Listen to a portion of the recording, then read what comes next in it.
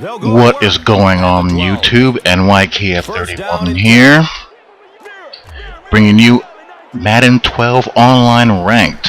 Haven't played Madden 12 Online Ranked in a long time. Been playing Online League mostly. Someone asked me if I have any 2K, NBA 2K vids. Well, I have some user games of NBA 2K in League play coming up, so I'll probably fire some up there pretty soon, but I'm a little down on NBA 2K the more I've played it, but I'll get into that another time. All I'll say is that if that game had an EA Sports label on it, there would be bloody murder being raised.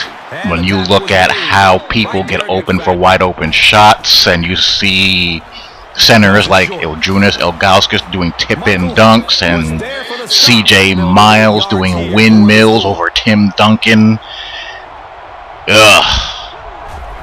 I think that game is overrated annually more than any sports game known to man, but that's a topic for another time. We're coming off a heck of a football weekend. A crazy college football weekend. First of all, that was just nuts. From the beginning of the day to the end. And of course the NFL. I'm sitting here watching, like I said, the Chiefs and the Pats. Watching the Chiefs, kind of take it to the Pats a little bit. It's only a 3-0 game, but defensively they're causing some pretty big problems for them as far as their pass rush and whatnot. But short pass to his left. I want to start out by talking about Tim Tebow, Ball on the 31. the Christ child. Every knee is bowing and every tongue is confessing. Mr. Tebow. I like Tim Tebow. I don't have anything bad to say about Tim Tebow. How can you? Tim Tebow's a great guy.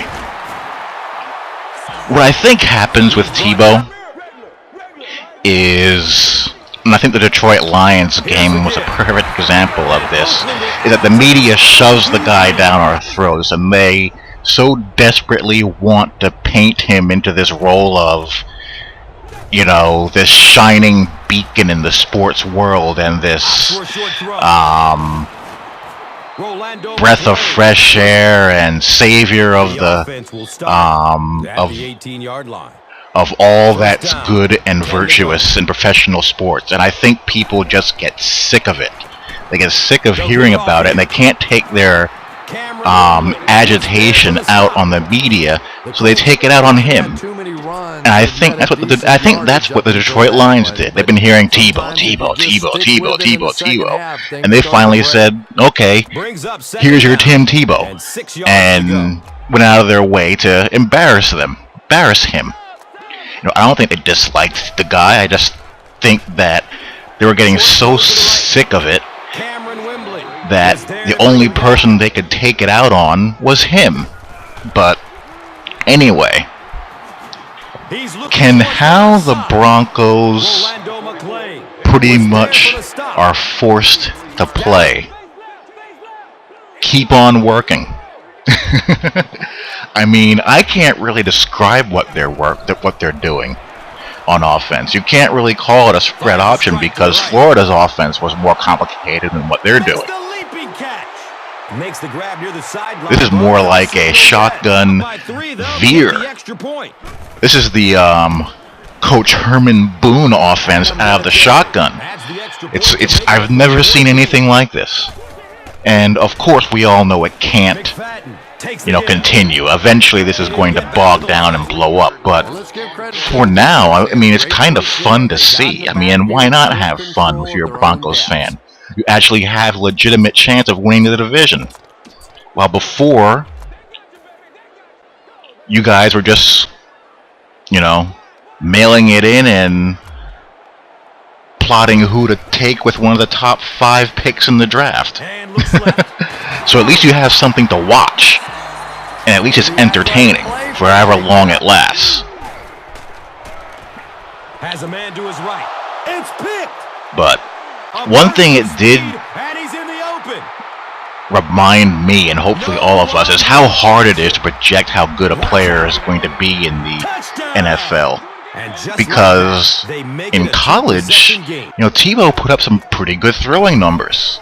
He would throw for 3,000 yards and, hit 60+% of his passes. But in, the college game, it's, throw to the most open receiver. In the NFL, it's throw to the least covered receiver. The passing windows are so much tighter, and you really have to have either a top-flight arm, great accuracy, or just a feel of where to go, with the football. Not every quarterback has great physical skills, or, the strongest arm in the world, or the quickest release in the world.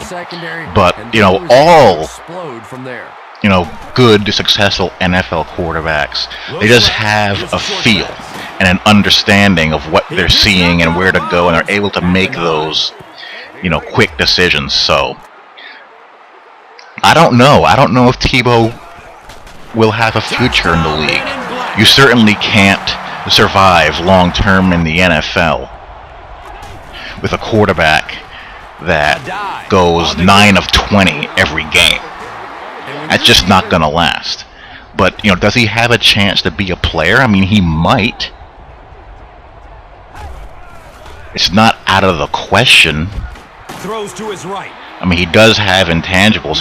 He's a strong guy. He's a good athlete. I think of Steve Young a little bit. Steve Young, it was actually, talked about moving Steve Young to running back when he first came into the league. He was so raw. And, a bit of a gunslinger. And it took Steve Young a long time to, become a seasoned, sharp, crisp passer.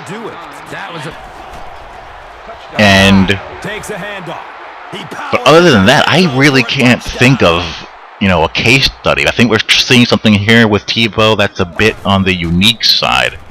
We have no idea, what, if any, upside he has. And what if this works? What if they win the division? What if they win a playoff game playing like this? What if you do if you're Denver? You kind of have to stick with it, don't you? What if the spread option can work in the NFL?